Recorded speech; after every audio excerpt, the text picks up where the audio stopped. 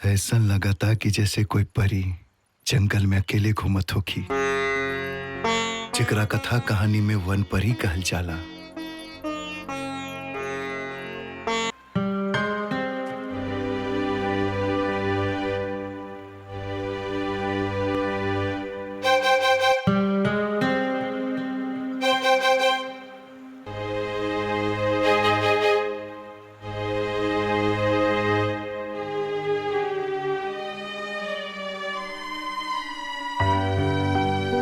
के बा?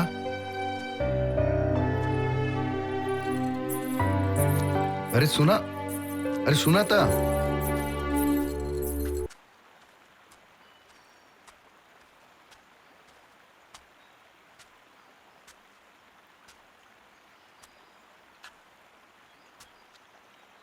ये गौरव कहाँ गया? राहुल, प्रदीप, हाँ, क्या भाई? पूजा, जल्दी आओ। चलो सर। क्या हुआ रे? गौरव यही था ना? यहाँ पर है नहीं वो। कहाँ चला गया? पता नहीं कहाँ गया। हाँ। चलो सर।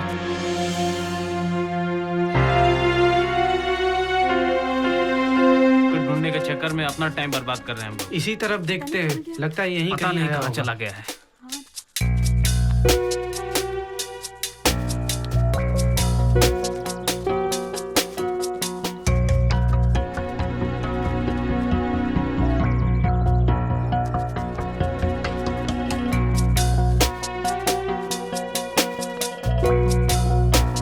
चाची अमा नतुआ पतुआ हमके पलटान का कलक दे लबान तो करती हवे तोल दे तलन तो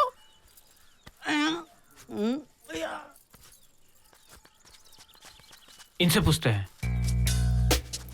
नमस्ते। नमस्ते। हमारे को यार भुला गइल बा। तू देख ले बड़ा।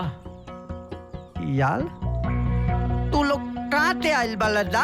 हम लोग बनारस से आए हैं। हाँ। और ये पूजा है। नमस्ते। मैं दिव्या, ये राहुल, ये प्रदीप। हमारा एक दोस्त खो गया है। अगर आपको दिखाई दे तो हमें बता दीजिएगा। दोस्त? दोस्त का क्या नाम है? गौरव। गौरव। कौलो? ठीक बा। अगर ये बस्ती में कहीं दिखाई दे ना तो हम लोग के दलूल कबल कर दे। ठीक है काका। ठीक ठीक ठीक ठीक बा। प्रणाम। नमस्ते। परेशान कर दिया गौरव ने। ताती हाँ? तो लोग अगर एगो लड़का के रखिया जा ना तो हम के कबल कर लिया जा। हम वो लोग के कबल कर दे।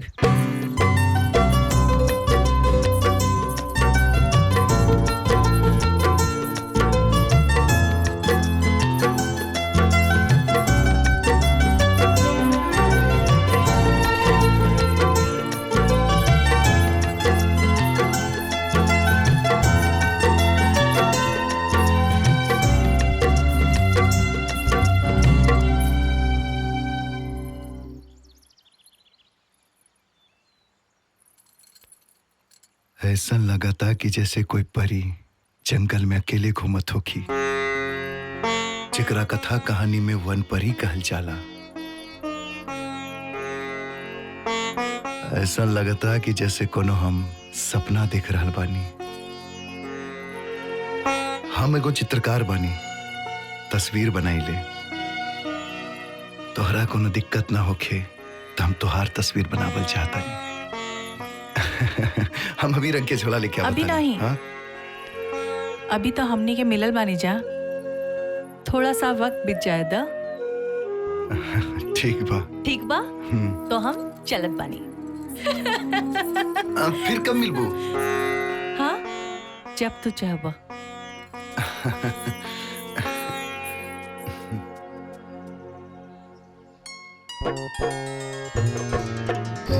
तो आज ये प्रमाणित होता है कि हिंदी भाषा का निर्माण भोजपुरी भाषा से ही हुआ है।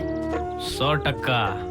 कृष्ण भगवान भी भोजपुरी बोलत रहा, जेकरा ब्रज भाषा कहल जाला। सही कह रहल बा राहुल। तुम सबके सब भोजपुरी ज्ञानी हो। अरे वो देखो गौरव। पकड़ पकड़ पकड़ पकड़ पकड़ पकड़ साले के।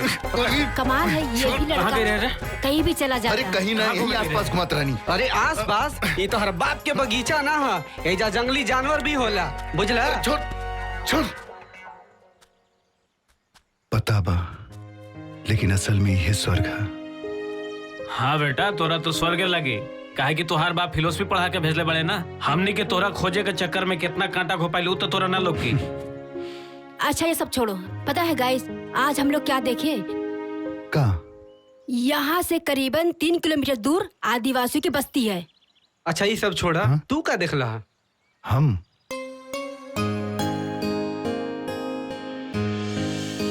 बेटा, जब कोई चीज तुम्हारे लिए बेहद अनमोल हो तो लोगों को उसके बारे में बता के उसका मूल्य मत घटाओ। क्या सोचे लगला गौरव भाई? कुछ ना बस ये जंगल पहाड़ नदी के बारे में। बस जंगल पहाड़। हाँ हवल का। चलो बहुत देर हो गई। आवा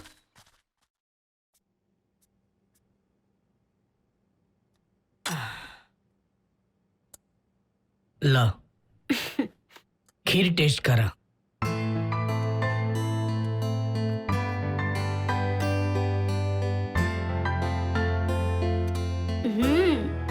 वाओ, शानदार। तोरा हाथ के बनावल खाना के सामने तो हम जैसी औरत भी फेल बिया।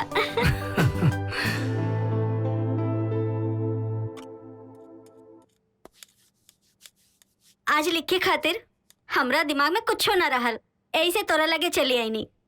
सोचले कोनो न कोनो विषय मिलिए जाई।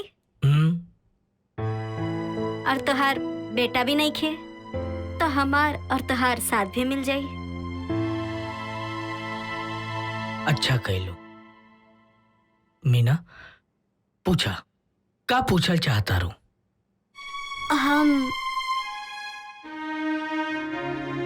गौरव की मम्मी के बारे में जानल चाहतानी।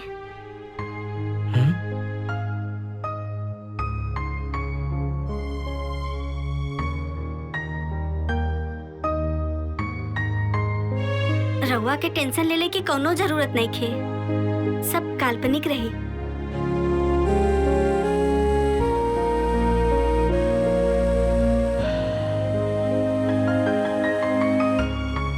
गौरव की मम्मी हमार धर्म पत्नी है शकुंतली, एगो लोक नर्तकी रही।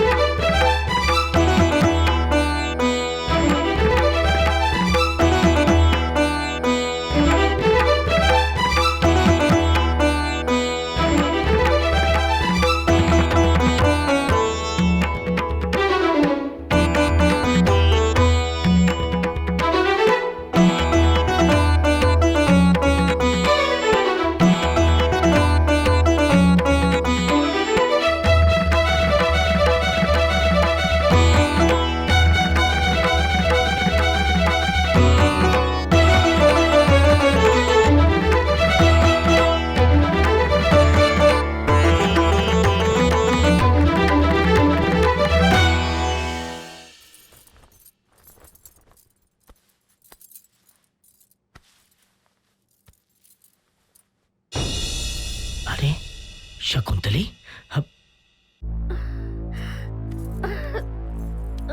जब वो गर्भवती भइल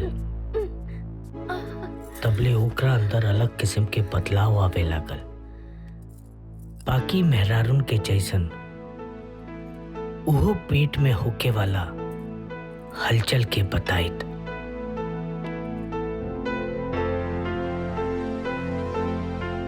जी हाँ देखिए ना, का लल्ला डांस कर रहा था।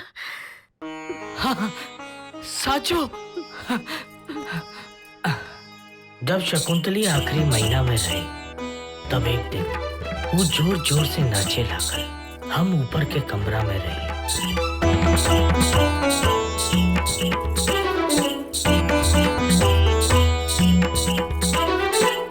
आवाज सुन के बहरे आईनी था, देखा तानी कि शकुंतली एगो पागल मेहरारू के जैसन नाच रहल बिया।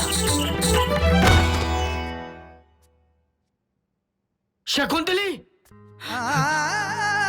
शकुंतली, शकुंतली।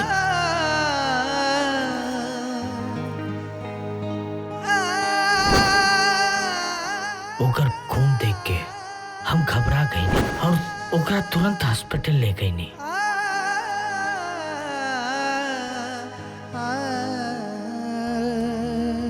डॉक्टर साहब जी। अब कैसन तबीयत बा? आपके बीबी और बच्चा दोनों सेफ हैं, चिंता करने की कोई जरूरत नहीं। बधाई हो। बहुत बहुत धन्यवाद। अच्छा डॉक्टर साहब।